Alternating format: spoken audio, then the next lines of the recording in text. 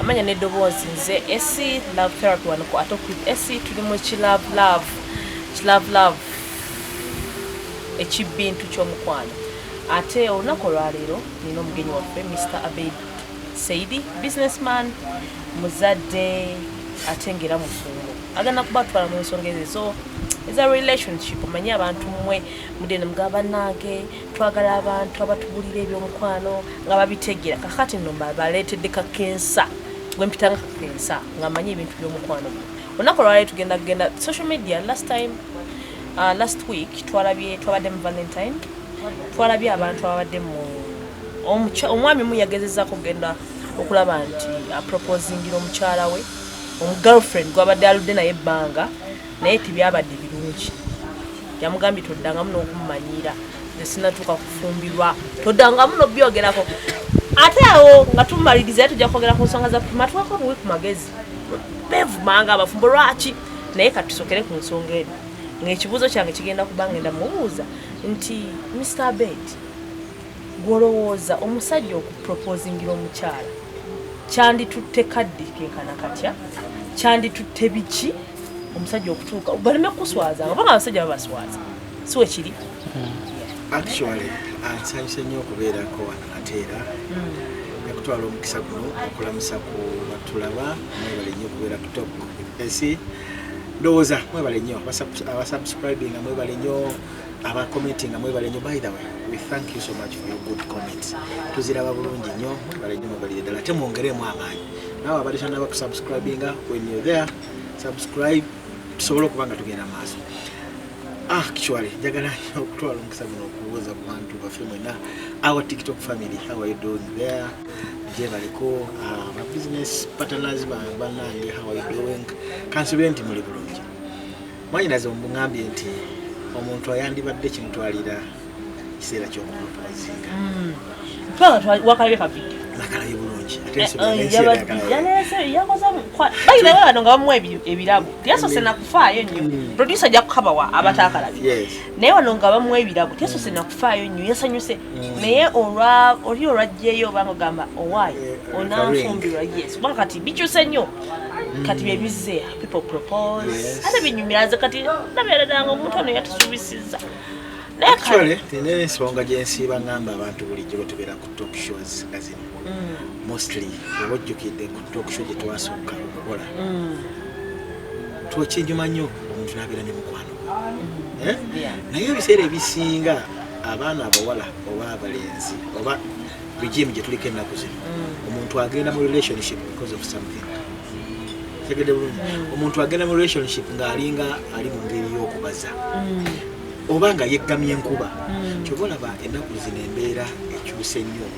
Edda mu mukwano gwedde omuntu nga bamuzeeyi baalabanga omuntu amanya nti esa mu family wet eno abafumbiddwa mu mugabani wa bundi bwe tulinaanaganye ebintu ebivaamu amakulu oba oliawo naye essaawa ya leero tusisinkana as in social media platforms Facebook biki nga oluusi abantu batandika ne laavu naye nga tebeerabye nako. Ozo kukikkiriza nti omuntu asobola okubeerayo ng'agamba girlfriend wange ali bweru naye nga tamusinkananga nako. Omuntu agenda okutuuka ku physical appearance y'omuntu nga si ye muntu bwe yandibadde yeetaaga. Ekyo kintu kirese okitegedde bulungi anyways kaleese nnyo embeera ereese nnyo obuzibu ese okutunuulira okuba nti no oluusi relationship there are things you are supposed to value when you are entering a certain relationship. Waliwo ebintu nga bw'omanyi nti ng'ogenda okutandika business olina okuba ne capital olina okuba ne ki naye nga ebiseera ebisinga ekintu kyensinga okulemerako ndi ng'omuntu onaba nakugamba nti no omufudde oba mugenze mu relationship omuntu ono yansose n'abeera nnyo mukwano kubanga omuntu mukwano gwo nsiba nkyogera gyebuva ne gyebulaga bonna ti omuntu buli wabeera mukwano gwo bingi nnyo byosobola okuleka asobola okusalawo n'akunyiiza nogamba since somebody is my friend kamukole ki kamuleke naye kati embeera ennaku zino ensangi zino abantu bagenze mu relationship naye nga bagendayo abigenderera atuukayo olwokuba osobola okusanga omuntu nga bamukyaye omuntu nga bamukyaye someone is very desperate n'agwa ku muntu atandika okwagala olwokuba ayagala okuziba ekituli kino kyakola ki kyalina in that agenze mu relationship just because of something ali desperate bamukyaye oba kati oba omusajja omukyala yanobye talina agenda kulabirira baana talina gwalekawo wakasaawo eyo musajja agenda kukola safaari n'agwa ku muntu just unfortunate n'amufuna amututte paka waka naye nga si mukwano gwe. Ebintu ebyo ekintu ky'okuba nti n'omuntu ateekeddwa kuba mukwano gwo kikuuma byonna relationship kuba gizimbira because omuntu atali mukwano gwo awaka ewatabeewo kyakulya tajja kukkiriza because ye yajja okuba nti gye yali mu mbeera y'omukazi gwo yazze kwewokoma. Okitegedde bulungi, yalabye omusajja alina ennyumba, yalabye omusajja alina oba emmotoka, yalabye omusajja nga ali mu access esobola okutuukiriza ebyo byakola ki byandyetaaze. Yembeera ng'eyo kyobalaba nti nno ebiseera ebisinga oyinza okusanga omuvubuka ono ayinza oba teyabadde mukyala kubanga tosobola kuvaayo n'okupropozibwa omuntu nga tumugamba nga konti kwagala. Okitegedde bulungi, naye olw'embeera y'ensi nga wetambula ensi ejuuka nti omuntu agenda mu relationship ng'agendayo just ayina ebiruubiri tagenze ku focus yagamba mumwavu simanyi obwavu n'obugaga mukirayira mutya mubwavu n'embugaga obulwadde nemubulamu simanyi nga yebye sikyalina nenza waliwo ebirunga kale ojja kubiraba yagamba father mubwavu n'embugaga ddamu tulabe mubugagga kiri kisoko kitege naye nga nsaaga abantu tuyinza okutenga neesubisa omugiza nga bw'otunuulira ensangi ebintu bingi nnyo twasomesa abantu keseku okushe yasooka omuntu nga tonnaba kubeera musajja oteekeddwa kubeera otya let people gun balabe shensu yes twasooka kubanga ebintu byetwogerako oluusi tubyogerako nga tubiraba nti bigenda kujja mu maaso obanga byebulamu bwetutambulira ekigende bulungi omuntu nga tonnaba kubeera okufuuka nti ogenda kubeera musajja because buli wofuuka kyebayita okubeera omusajja kwekwegattako obuvunaanyizibwa nokwata omwana wabali n'omugje waabwe n'asalawo abeere naawe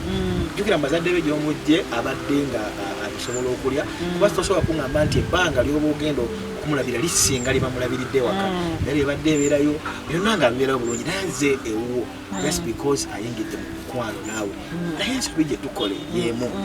tuyingira nnyo mu mukwano olunaku zino olw'ensonga because of something onajja lwakuba nti alinga ali ku deal afuuse desperate bamukasa okuwasa yes mikwano gye giwasiza gyonna gundi alina kasente akoyeeyo ku bijja genda mu video zaffe video zange tokola kintu olwokuba oli akikoze it is just time what tells what to happen naye olwokuba nti noli afunye pressure kati waliwo pressure sister wange omuto yafumbiddwa sister wange omulala wasenga gundi yafumbiddwa nze nsigaddewo somebody comes on that pressure ate kati emikolo gy'ennaku zino gyafuuka bivulu okitegeera njagalako Lwaki njagalako Juliana Shiba Kalungi bonna bajje babeereko anyways netuba nga tutuuse ku mbeera ngaeyo so nga ate bwe otunuulidde obulamu bwe tukyalimba bwakutetenkanya bambi omuvubuka nsooka okutwala bambi okunakumalirako omuvubuka because yabadde alowooza tyalina mukwano gwe whereby gwe yabadde naye ayinza okuba nga mutuufu yabadde musuubuzi obaolyawo nga yazze akaseera akayitemu oba alina akaseera akayitemu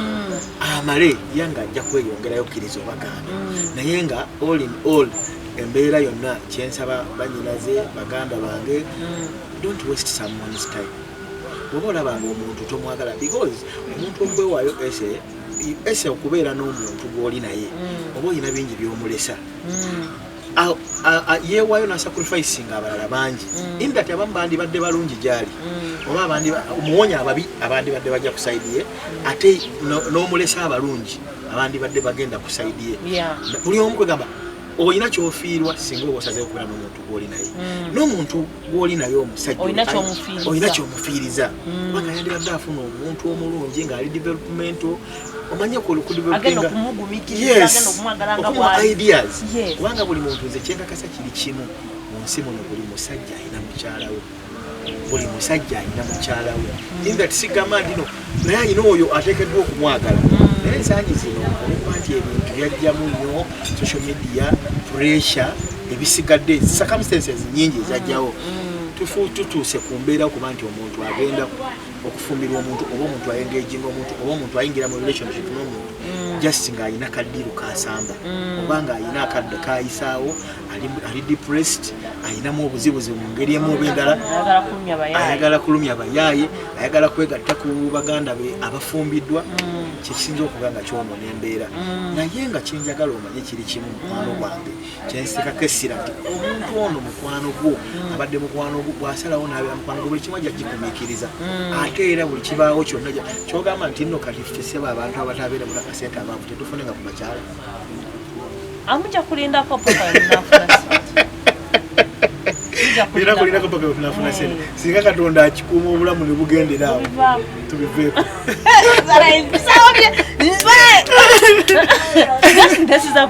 naye nga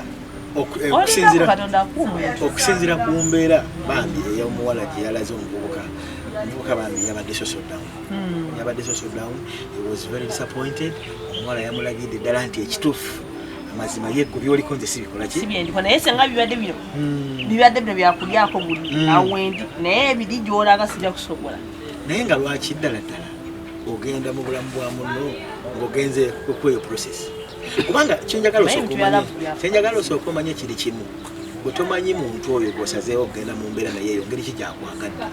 bwaba ng'atuuse ng'omusanze ekyamazima atawanyiziddwa n'agamba katono gwenfunye my next relationship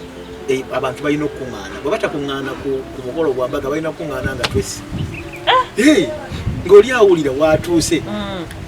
akumi agamba relationship yange gyenzizaako ena kustabilizinga mweyo obula gwojjo ojjukira ojjidde ku sayidi ki ojjidde wali eri tugenda kufundikira nga tukoze tutya nze jo by the way era kwegamba kwekufa kwekukolaba naye nze akavidiyo nakalaba nseseyidi omusajja ono kale bayinza okuba waliwo ebintu wakati waabwe tuyinza okuba nga tumanyi naye nti senga omuntu ono yajja nze mwanyi nga sineero kubanga sinakutuuka ku eyo sayiwe yabadde anteeka mazima gali nti ate obaolyawo nti saagikukoze ngoli bwakikoze nyinza n'okuba naalikkirizzaawo naye nzirayo eri emuka naye mukwano kyoliko nze si kyembaddeko naye mbadde nsaba akuswala abantu bayadde bakulaba naye ate okimanyi nze ayinza okuba ya papi okukkiriza ng'onnimba you disappoint me because olaba ayinza okuba omusajja ono ya papi nga mu mwezi gumu yayagaddako oba emyezi ensonga enkulu eri emu twalabye ekyabaddewo tetunaba kuwulira ku bigambo by'abantu bano naye nze mbadde nkugambe azimi nanze okukkiriza ng'onnimba neeyongere mu maaso n'ebyenteekateeka okuswazaawo you disappoint me yes naye nno waproposing ojjukira I proposed gwe n'ofuna chance ati kyekyo kyekugamba kyotomanyi kati ekyati kyekugambye Katonda asobola okuba nga yali ampadde mukwano gwe kubanga oluusi mukwano gwo muyita naye gwe walamuse nga yaggaana yes okimanyirawo nti tewali gudde eri kyomanya nti bulira kyomanya esi kyenjagala oba omanye nti kirungi nnyo n'otegeera omulabe wo before balona bakweyongera mu maaso because relationship things they are built day by day buli lunaku osobola okwongerako kisinziira ku muntu engeri gy'omwagalamu oyinza okulowooza nti omukyala wange musanze oba kale mukwano gwange musanze ali mu mbeera bweti in the due course of time ajja kukyuka najjukira ye ategese okukyuka ate ategese kukwata kkubo ddala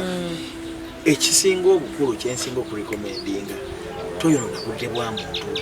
kubanga bw'oba omuntu owulira nga tomwagale at least bw'amala okuyisako mu kaseera koolaba akatono ako mulagirewo nti ki tekijja kweyongerayo kubanga relationship zennaku zino oli agamba bugambi munange naye kambeere kaneggameko wano because sisigo nteekeddwa n'okwagala naye nga tokimanyi nti nogwoteekeddwa ye gwe ogugamba gwotateekeddwa kwagala ate amalire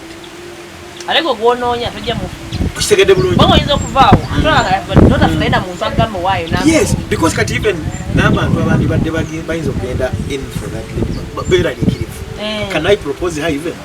ate omusajja ono yamukoledde pasi omusajja ono yawasisa oli jangu nalabye Lwaki njagala nnyo Lwaki wali yagambye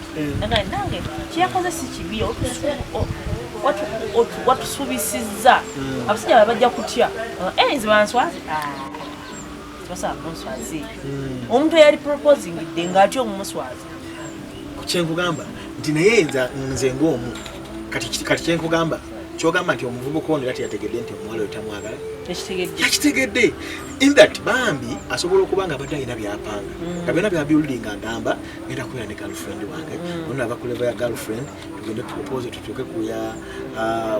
tugende ku mwami mukyala biki kyogenda mu maaso whereby ate ono kyaliko it is an opposite tolaba nti naye wali buli wabeera advantage wabeerawo disadvantage fine omuvubuka yaswadde kituufu fenna tubisanga naye yafunye ekituufu nti omuntu gwaliko yes kikuyamba nnyo noonoonya omuki omulala because nga bwe yamuleseewo kyogamba omuvubuka tafune talina muntu mulala amwagala numbers are there they say he can even propose I'm here naye nga olyawo embeera eyimiridde ku kintu kimu tufubenga nnyo okulaba nga tufuna mikwano gyaffe obeera ne mukwano gwo sooka wetegerezeemuko omuntu tituleme kupapa nnyo tuleme kupapa nnyo ebintu biwengamu katime okulowooza omanyi nti nno ebiseera ebisinga abasajja oyinza okugenda info omukyala nga tokisuubira nti yandibadde akukkiriza omukyala asobola okukkiriza just because of the time ng'agamba kumuyiseeko mu kaseera ako ate gwe n'opakuko okulaga nti nno oyagala nnyo omufune oyaba ye si byakolaki si byaliko tusooke nga tweyige mu mukwano sooka otegeereko muno okubeera nga mugenda mukugundi kumutendera ng'ogwo ali sooka obeereko ne muno omanye weaknesses ze because we all have our weaknesses naye ati sooka otegeere muno akaseera kireka ka relationship kano kabadde tekanaba kulastinga for long kubanga banza babadde tebannaba kwetegeera so nno ng'ate era biseera singa n'okwetegeera omuntu ng'anaabeera muntu wo kisobola okutwala akaseera akatono n'akuyingira mu mutima ate era omuntu wadde tabeere muntu wo ne mumala emyaka gyonna kubanga kati weewunye ese lwaki osobola okusanga abantu abakulu myaka 5 bagamba tubadde mu bufungo myaka 2 oba myaka 3 ate ne baawukana obadde osobola okukirowooza nti omuntu oyo ayinza okuba teyali tandikiddwa okubeera muntu wo because ddala mu myaka 3 ku 4 nsobi ki munno gy'aba alina gy'oba togumiranga nemumala emyaka 10 byonna obitegedde kitegeeza oluvannyuma lwokuba nti ebintu bino bitegedde ate olwo teri nsonga ate eyinza kuleeta kukola ki kumulekawo kubanga oba kyasobola kyatasobola kyayogera bonna bosobodde okubanga obitegeera naye era nabo osanga baawukana kale n'olwensonga eyo tabadde wuwe embeera yonna ezimbira ku kintu kimu musooke mwetegeere but somebody is supposed to be your friend atanaba kubeera atanaawo engeri endala yonna that's what I recommend nti omuntu yenna akinyuma nnyo n'asooka abeera mukwano gwo amala okubeera mukwano gwo n'akunyumiza ne ku mboozi ze n'omanya nti okitegedde bulungi ekyo kiyamba nnyo bwe muba nga temusobodde ekyo at least sooka otekewo ka time osooka otegeere kubanga omuntu alina ka puroguramu kakamuleeta era walaba akaseera kagenda era atandika okuba nga akikola ki ng'akivaamu kikuyamba nnyo okutuukamu okwewala okuswala kubanga jjukira kkiriza obagamba omuvubuka oyinza okuba nga bazadde bo ensonga z'obbandulira muzeeyi omuntu bwati ne bwati agenda kujja what a disappointment abazadde boona balaga abantu bameka n'ensonga enkulu bagenda batandika okubalira abakyala abedi ayagala ono abedi ayagala oli which is not good bakubalira abasajja enzaalo abaana engeri gy'obasaasaanyiza amalya g'obaddemu ebintu bino nno oluusi bituttira emikwano ate emikwano gye tufiirwa ne tufiirwamu ebintu birala bingi kubanga kyenjagala omanye kiri kimu nti bw'osalawo n'osembeza munno mulimu abantu abakukyawa tufiirwa ebintu bingi nga tulina abantu betusembeza osobola okusalawo n'osembeza omuntu n'osalawo n'omwagala naye ng'ate eriyo abajja okukwawukanako olw'okuba ofunye omuntu oyo eriyo abajja okwegattako olw'okuba ofunye omuntu oyo bafuga mikwano gyo naye mu boofiirwa musobola obbaamu boofiirwa ng'ate bandibadde balungi gy'oli so relationship needs some time n'okusooka okutegeera muntu kigookola ki ogenda naye obanga ekyo tukikoze tukyagenda mu maaso nga tufuna nnyo disappointment okuswazibwa okuproposingibwa yes embeera ng'eyo tukyafuna nnyo ebizibu ng'ebyo oba otunuulidde naye okubyewala byonna kubanga esaawa eno waliwo example kati ng'eriwo tulaba nti si kirungi okubalira bakyala Diamond yayagala Zari yayagala Gundi yayagala Butasinotugo si birungi ebyo biswazi kati olaba abantu bonna Lwaki bagamba relationship yange naye ali kusembedde bagamba okitegedde relationship yange njagala mbeere nga Geoffrey Taya ne Irene njagala mbeere nga ya Bobby ne Baby. Why? But do you think abantu tebafuna mubutakkaanya babufuna ebintu ebyo nabibeerayo naye to the extent to kusalawo n'otegeera munno omuntu abeera mukwano gwo nemba mufunye obuzimu buyitamu bameka babiri embeera eyo kati awo nga tuvuddewo tweyanziza